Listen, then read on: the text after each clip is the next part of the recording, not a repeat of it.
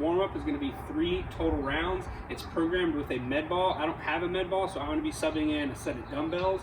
You can sub that med ball for dumbbells, a kettlebell, a barbell, a PVC pipe, or any weighted object you might have.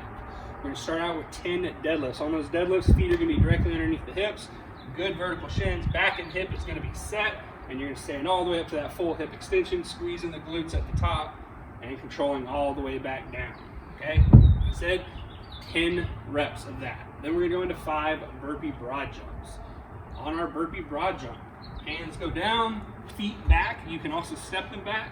We want to make sure that we are completely flat on the ground. The feet are jumping back underneath you.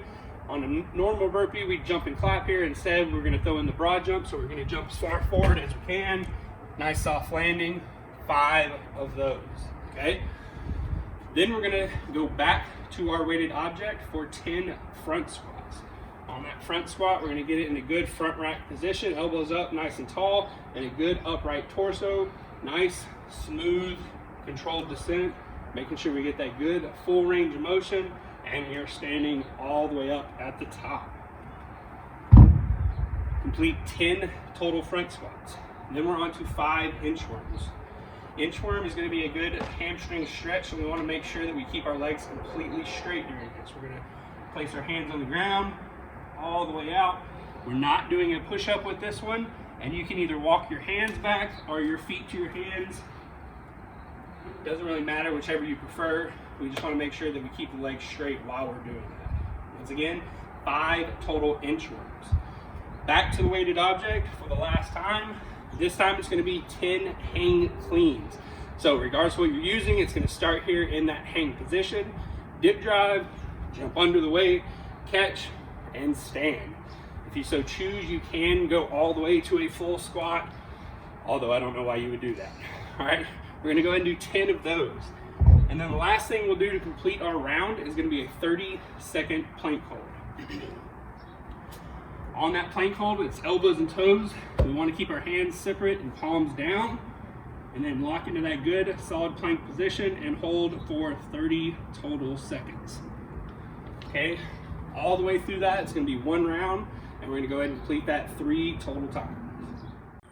All right, so now that we're nice and warm, we're going to go ahead and move into that workout today. It's going to be 5 total rounds for time. Each round is going to consist of a 500-meter row and 12 hang squat cleans, okay?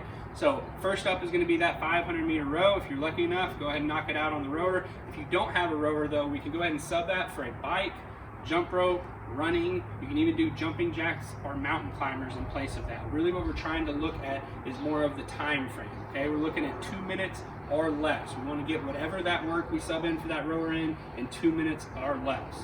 Okay, next we're going to go on to those 12 hang squat cleans. Okay, using a barbell on these, you can also use a dumbbell. You can do them single armed with a kettlebell or a dumbbell as well. Just split them in half.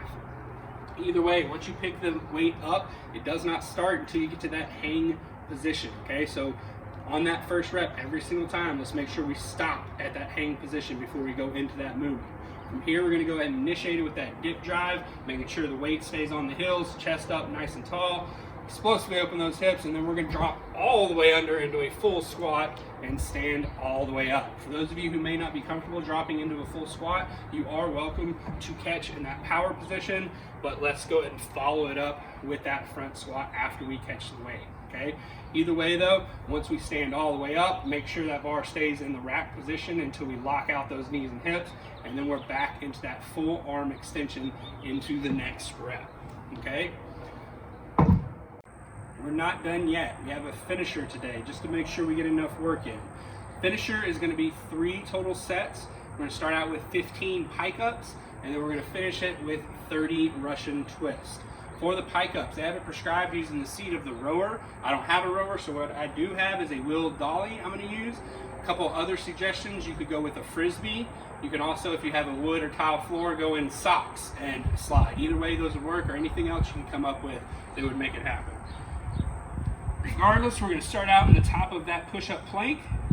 Then we're going to pull the feet all the way up, trying to achieve that good pike position, back into that full extension. Nice, smooth, and controlled movement during these, okay? 15 total reps. Then we're going into our 30 Russian twist. Use any weighted object or do them without a weighted object if you prefer. I'm gonna use a kettlebell today. What we do wanna watch out for though, if I was to draw a line in my hip crease, I wanna make sure that I'm getting all the way behind that line with each rotation, okay? Making sure you get that good full rotation for all 30 reps. 3 total sets of this, rest as needed in between them.